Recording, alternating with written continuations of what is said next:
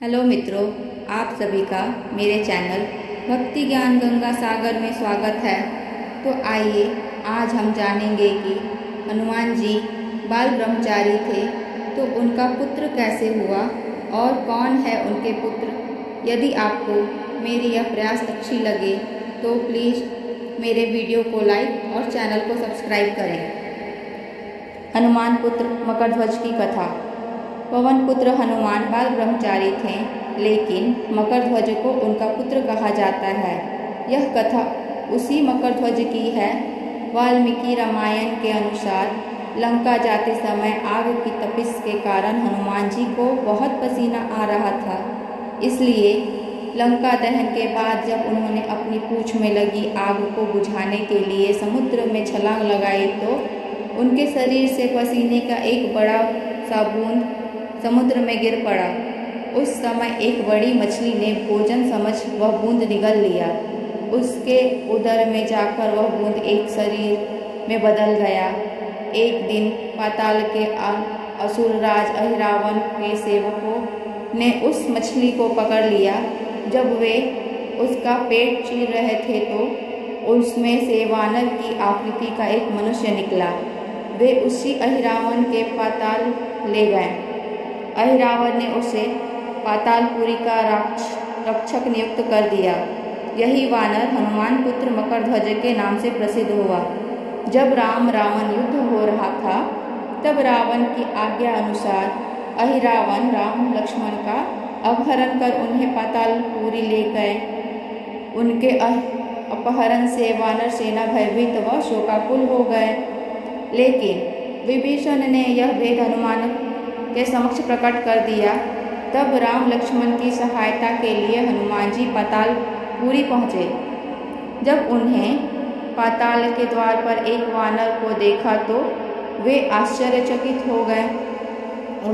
उन्होंने मकरध्वज से उनका परिचय पूछा। मकरध्वज अपनी परिचय देते हुए बोला, मैं हनुमान पुत्र मकरध्वज हूँ और पातालपुरी का द्वारपाल हूँ। मकरध्वज की बात सुनकर हनुमान क्रोधित होकर बोले, यह तुम क्या कह रहे हो दुष्ट? मैं बाल ब्रह्मचारी हूँ, फिर भला तुम मेरे पुत्र कैसे हो सकते हो? हनुमान का परिचय पाते ही मकरध्वज उनके चरणों में गिर गया और उन्हें प्रणाम कर अपनी उत्पत्ति की कथा सुनाई। हनुमान जी ने भी मान लिया कि वह उनका पुत्र है, लेकिन यह कहकर कि वे अभी अपने श्री राम और लक्ष्मण को लेने आए हैं। जैसे ही द्वार के ओर बढ़े वैसे ही मकरध्वज उनका मार्ग रोकते हुए बोला, पिताश्री, यह सत्य है कि मैं आपका पुत्र हूँ, लेकिन अभी मैं अपने स्वामी की सेवा में हूँ, इसलिए आप अंदर नहीं जा सकते। हनुमान ने मकरध्वज को अपने अनेक प्रकार से समझाने का प्रयास किया, किंतु वह द्वार से नहीं हटा। तब दोनों में घोर युद्ध शुरू हो गया। देखते ही देखते हनुमान जी उसे अपनी पूंछ में बांधकर पाताल में प्रवेश कर गए। हनुमान जी सीधे देवी मंदिर में पहुँचे, जहाँ अहिरावण राम लक्ष्मण की बलि देने वाला था। हनुमान जी को देखकर चामुंडा देवी पाताल लोक से प्रस्थान कर गईं। तब हनुमान जी देवी रूप धारण करके वहाँ स्थापित हो गए। कुछ देर बाद अहिरावण वहाँ आया और पूजा अर्चना करके जैसे ही उसने राम लक्ष्मण की बलि देने के लिए तलवार उठाई,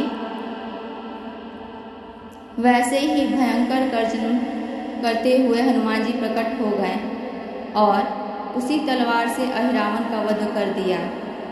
उन्होंने राम लक्ष्मण को बंधक मुक्त किया। तब श्री राम ने पूछा, हनुमान, तुम्हारे पूंछ में ये कौन बंधा है? बिल्कुल तुम्हारे समान ही लग रहा है, इसे खोल दो। हनुमान ने मकरध्वज का परिचय देकर उसे बंधन मुक्त कर दिया। मकरध्वज ने श्री राम के समक्ष सिर झुका लिया। तब श्री राम ने मकरध्वज का राज्याभिषेक कर उसे पाताल का राजा घोषित कर दिया और कहा कि भविष्य में वह अपने पिता के समान दूसरों की सेवा करे। यह सुनकर मकरध्वज ने तीनों को प्रणाम किया। तीनों उसे आशीर्वाद देकर वहां से प्रस्थान कर गए। इस प्रकार मकर ध्वज हनुमान पुत्र कहलाया। धन्यवाद।